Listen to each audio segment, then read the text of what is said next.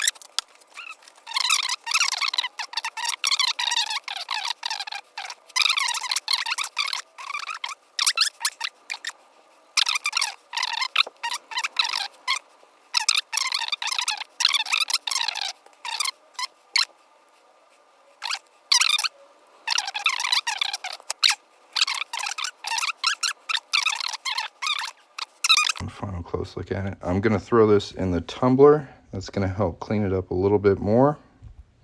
And while I do that, I do ask that y'all go check out my website. You can tap the gold chain at the bottom of the screen or the link on my profile. If you're not really interested in getting a coin ring, there is a button on there that will give you a $15 credit for Whatnot, which is a live auction app. There's lots of cool collectibles on there.